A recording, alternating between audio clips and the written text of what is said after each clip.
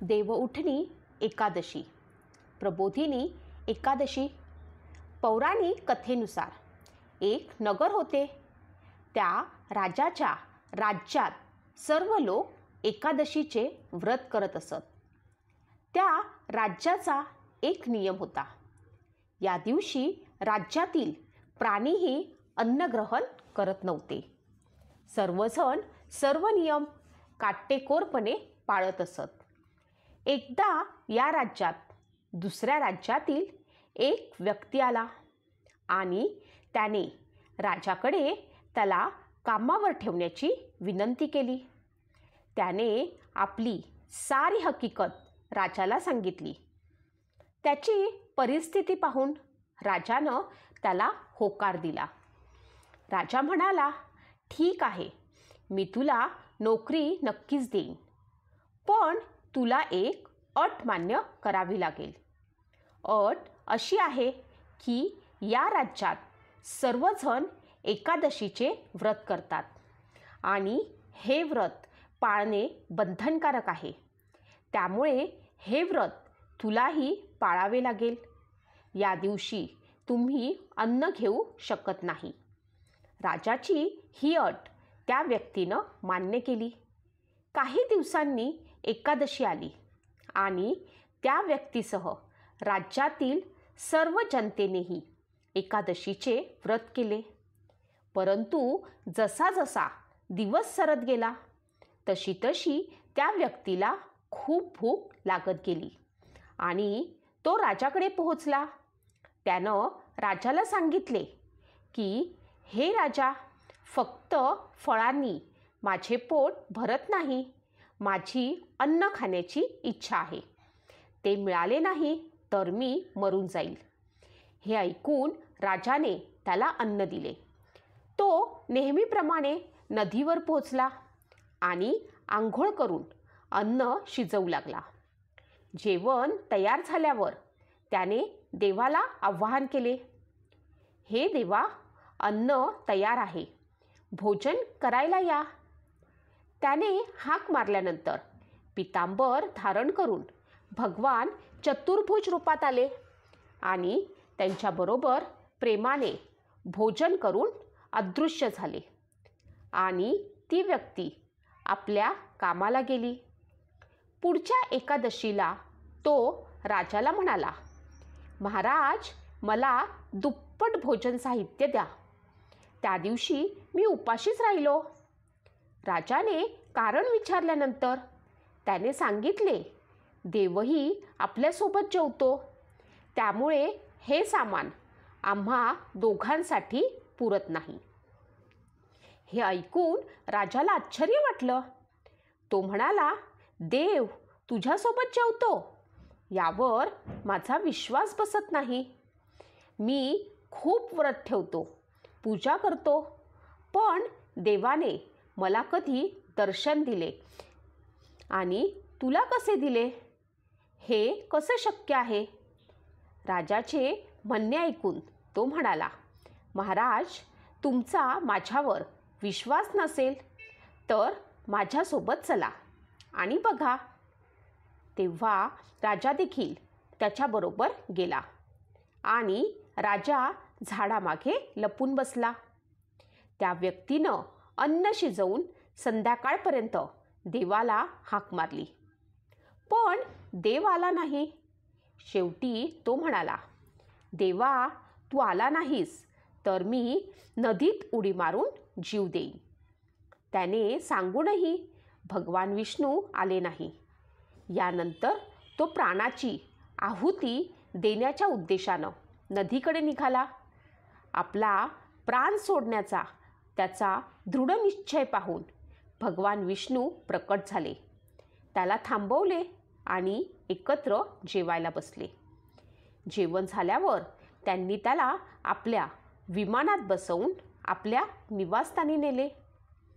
हे सारं पाहून राजाला वाटलं की जोपर्यंत मन शुद्ध होत नाही तोपर्यंत उपवासाचा काही उपयोग नाही.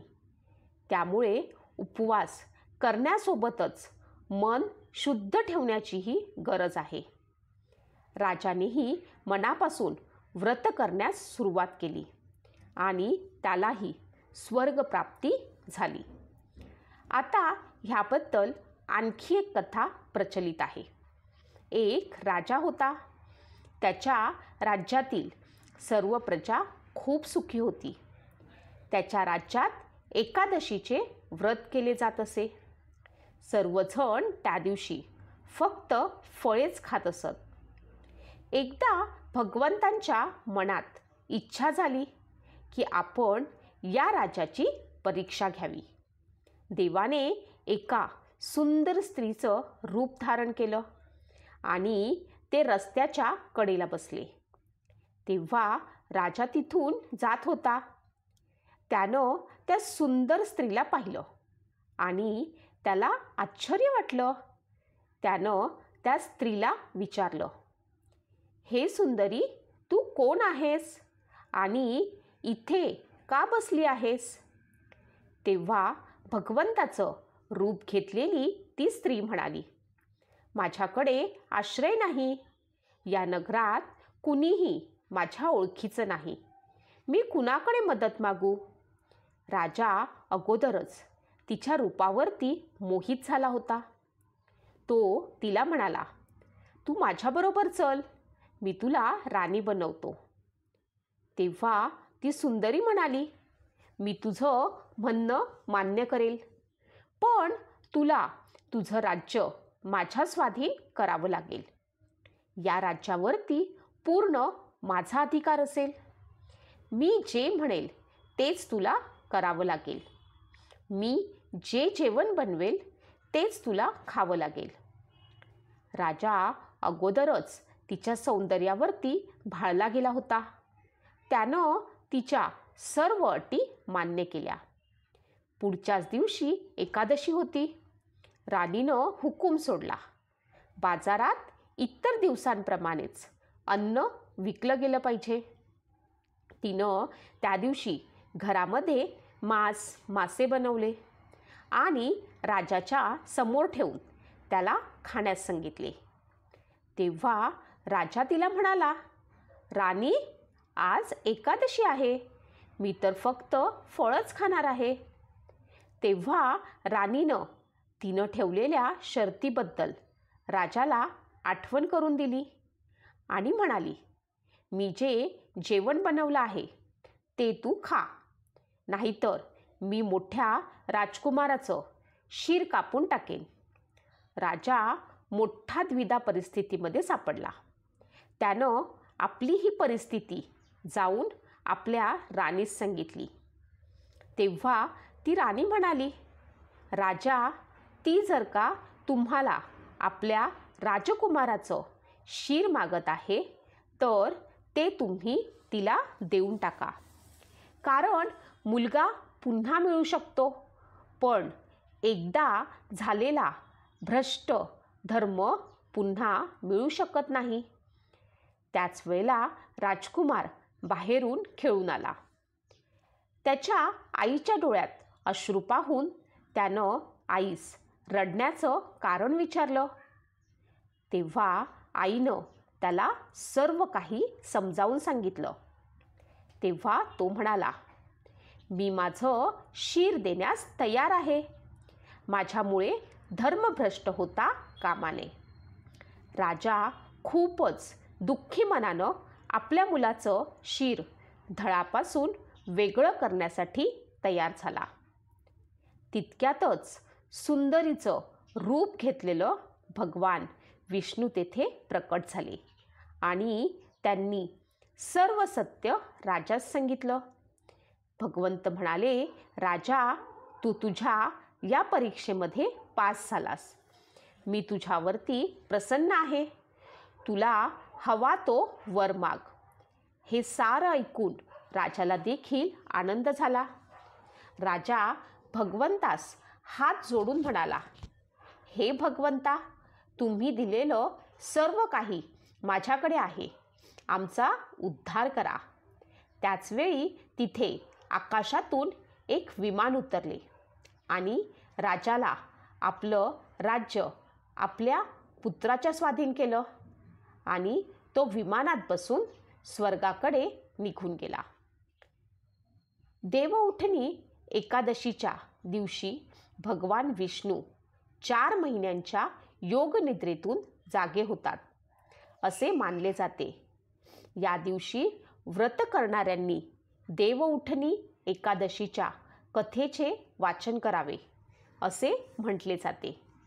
या कथेचे वाचन केल्याने व्रताला दुप्पट फळ मिळते. देवउठणी एकादशीला देवोत्थान एकादशी आणि प्रबोधिनी एकादशी असेही म्हटले जाते. देवउठणी एकादशीच्या दिवशी भगवान विष्णूंची विधिवत पूजा केल्याने सर्व प्रकारच्या पापांपासून मुक्ती मिळते असे मानले जाते. या दिवशी मांगलिक कार्य सुरू होतात. देवउठणी एकादशीच्या दिवशी भगवान विष्णूच्या शालिग्राम रूपाशी माता तुळशीचा विवाह केला जातो. त्यालाच तुलसी विवाह असे म्हणतात. देवउठणी एकादशीबद्दल माहिती. देवउठणी एकादशी कार्तिक महिन्याच्या शुक्ल पक्षात येते. ही वर्षातील सर्वात मोठी एकादशी मानली जाते. या दिवशी उपवास आणि पूजा केल्यानं सर्व प्रकारच्या पापांपासून मुक्ती मिळते असे मानले जाते. आता आपण ऐकणार आहोत कथा प्रबोधिनी एकादशीची. प्रबोधिनी एकादशी संबंधित एक पौराणिक कथा प्रचलित आहे. एकदा देवी लक्ष्मी भगवान विष्णूंना विचारते, स्वामी, तुम्ही रात्रंदिवस जागता किंवा योगनिद्रेमध्ये जातात. असे केल्याने समस्त संसारमधील प्राण्यांना या कालावधीमध्ये खूपच अडचणींना सामना करावा लागतो. म्हणून तुम्हाला दरवर्षी नियमाप्रमाणे झोप घेण्याची विनंती केली जाते. यामुळे मला विश्रांतीसाठीही थोडा वेळ मिळेल. लक्ष्मीजींचे म्हणणे ऐकून विष्णूजी हसतात आणि बोलतात, देवी, तू बरोबर आहेस. माझ्या जागण्यामुळे सर्व देवांना आणि विशेषतः तुला त्रास होतो. माझ्यामुळे तुला वेळ मिळत नाही.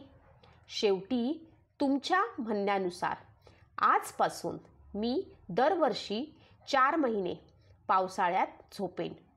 माझ्या या झोपेला तात्पुरती झोप आणि प्रलयकालीन झोप म्हणतील. माझी ही छोटीशी निद्रा माझ्या भक्तांना खूप उपयोगी पडेल. या काळात मी तुझ्याबरोबर माझ्या भक्तांच्या घरी वास करीन, जे माझ्या निद्रेच्या भावनेनं माझी सेवा करतील आणि झोपेतच आनंदाने उन्नतीचा उत्सव देखील साजरा करतील. प्रबोधिनी एकादशीला काय करतात? प्रबोधिनी एकादशीला क्षीरसागरात शयन असलेले श्री विष्णूंना उठवून मंगल कार्य आरंभ करण्याची प्रार्थना केली जाते. मंदिर आणि घरामध्ये उसाचे मंडप तयार करून सत्यनारायणाची पूजा केली जाते आणि त्यांना बोर, आवळ्यासह इतर मोसमी फळांचा नैवेद्य दाखवला जातो. मंडपात शालिग्राम आणि तुळशीचा विवाह सोहळा आयोजित केला जातो. मंडपाची प्रदक्षिणा घालून अविवाहित लोकांच्या विवाहासाठी देखील प्रार्थना केली जाते. या एकादशीला शालिग्राम, तुळस आणि शंख यांचे पूजन केल्यानं पुण्य प्राप्त होते. एकादशीला दिवे प्रज्वलित केले जातात आणि फटाके फोडून आनंद उत्सव साजरा केला जातो. देवउठणी एकादशी व्रताचे नियम. या दिवशी निर्जल उपवास केला जातो. या व्रतामध्ये भगवान विष्णू किंवा आपल्या आवडत्या देवतांची पूजा केली जाते. या दिवशी तामसिक अन्न, कांदा, लसूण, मांस, मद्य किंवा शिळे अन्न सेवन करू नये. देवउठणी एकादशीच्या तिथीला करावयाचे इतर उपाय. एकादशीच्या दिवशी प्रथम भगवान विष्णूंना गाईच्या दुधानं शंख भरून स्नान करावे आणि नंतर गंगाजलानं स्नान करावे. असे केल्यानं व्यक्तीची आर्थिक समस्या दूर होते. भगवान विष्णूची पूजा करताना ओम नमो भगवते वासुदेवाय नमः या मंत्राचा जप करावा. यामुळे आयुष्यात येणाऱ्या सर्व अडचणी दूर होतात. भगवान विष्णूच्या पूजेमध्ये शुद्ध तुपाचा दिवा अवश्य लावावा आणि त्यात तुळशीची डाळ अर्पण करावी. कार्तिकी एकादशीला भगवान विष्णूच्या शालिग्राम रूपाची पूजा केली जाते. यासोबतच तुळशीला लक्ष्मी स्वरूप देखील मानले जाते. या दिवशी शालिग्राम आणि तुळशीला दुधाने स्नान घालावे आणि असे करताना ओम नमो भगवते वासुदेवाय मंत्राचा जप करत राहावे. या उपायानं पालन केल्यानं देवी लक्ष्मी तुमच्या घरात नेहमी वास करेल आणि कधीही पैशाची कमतरता भासणार नाही. देवउठणी एकादशीला पूजेच्या वेळी तुळशीला तुपाचा दिवा लावावा आणि या दिव्यात कापसाच्या वातीऐवजी कलवेची वात वापरावी. कार्तिकी एकादशीपासून कार्तिक पौर्णिमेपर्यंत दररोज तुळशीच्या झाडाजवळ हा दिवा लावावा. हा उपाय केल्याने तुमच्या घरात सुख, समृद्धी आणि शांती वाढेल आणि देवी लक्ष्मीची कृपा तुमच्या घरात सदैव राहील. अशी आहे ही कथा. कथा आवडल्यास लाईक, सबस्क्राईब आणि शेअर